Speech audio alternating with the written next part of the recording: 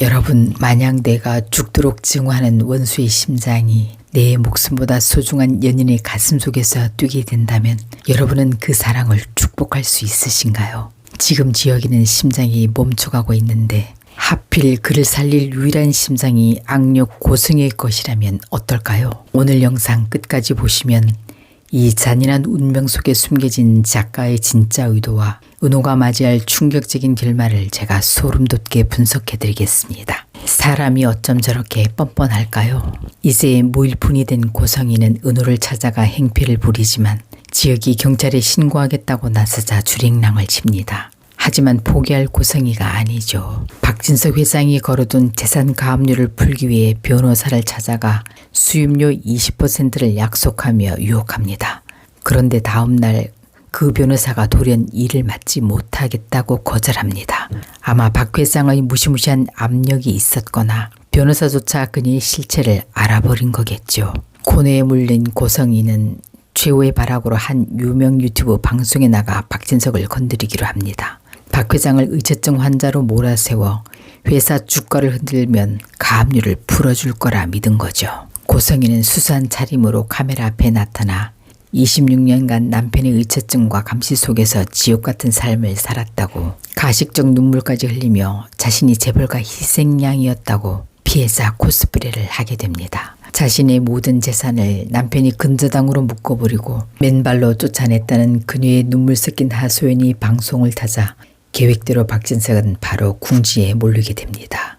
하지만 47회 예고를 보면 와인을 마시며 승리의 미소를 짓던 그녀가 전화 한 통에 사색이 됩니다. 대체 무슨 일이 터진 걸까요? 댓글창에 그녀의 과거를 아는 목격자가 등판한 거죠. 처음엔 그녀의 거짓 눈물 쇼에 속아 박진석 회장을 욕하던 시청자들이 단 한 줄의 폭로에 움직이기 시작합니다. 과거 고성이가 재벌가 안주인이 되기 위해 제 자식을 버리고 사망 신고까지 했던 발염치안이라는 진실이 터져나온 겁니다. 이 폭로의 주인공은 아마 가족은 아닐 겁니다. 아무리 그래도 자식이 엄마를 사지로 몰아넣는 건 우리 정서상 너무 가혹한 거죠. 아마 과거 보육원 관계자나 예전 집안일을 돕던 사람이나 그녀의 추악한 과거를 묵묵히 지켜본 목격자일 가능성이 큽니다. 여론은 순식간에 불타올랐습니다. 궁지에 몰린 고성이는 이제 박진석 회장이 보낸 일당들은 물론이고 정의라는 이름으로 무장해 사적 제재를 가하려는 극성 유튜버들이 그녀의 거처를 찾아내 들이닥칠까봐 극도의 공포를 느끼게 됩니다. 결국 낱낱이 파헤쳐진 진실과 사람들이 매선 추격을 피해 비명을 지르며 도망치듯 차를 몰게 되고 그 급박한 상황 속에서 돌이킬 수 없는 대형 사고를 당해 뇌사 상태에 빠지게 되는 겁니다. 고성이가 뇌사 상태가 된 후 벌어질 다음 단계, 여러분도 이제 머릿속에 그려지시죠? 한편 지역은 은혼의 식당 개업식에 동생 수빈을 데려갑니다. 자신이 떠난 후 동생을 위해 믿을 만한 승재와 이어주려는 눈물겨운 신변 정리였죠.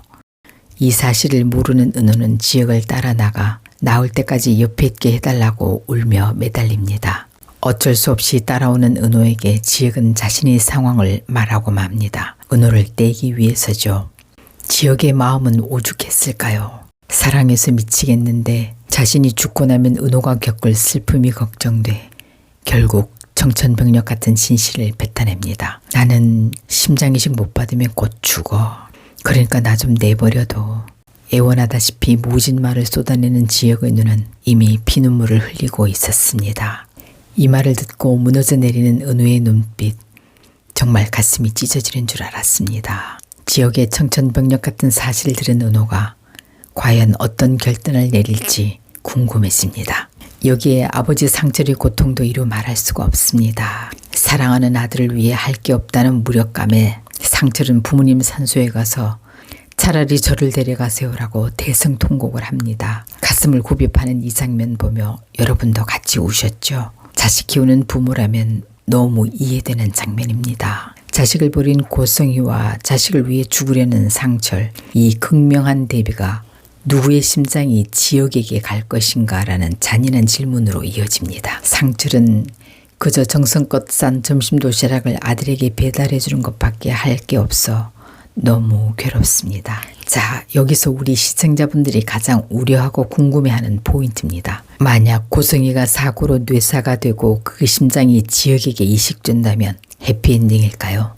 현실적으로 장기 이식법은 기증자와 수혜자를 비밀로 붙입니다. 그래서 작가는 이 법을 이용할 겁니다. 박진석 회장이 뇌사가 된 고성이의 기증 결정을 내리고 지역은 기적적으로 수술을 받게 됩니다. 그리고 지역과 은우는 그 심장이 누구의 건지 영원히 모른 채 살아가게 되는 거죠. 우린 화면 너머로 저 심장이 누구의 것인지 다 알고 보는데 주인공들은 그 원수의 심장 덕분에 서로를 안고 눈물 흘리는 이 아이러니 생각만 해도 가슴이 미어지지 않으세요? 이 모르는 게 약인 결말 여러분은 찬성하시나요? 댓글로 여러분의 생각을 남겨주세요.